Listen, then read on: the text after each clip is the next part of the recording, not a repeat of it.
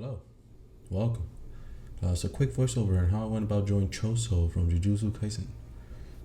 Initially it was supposed to be a quick sketch, but I ended up liking the way it came out.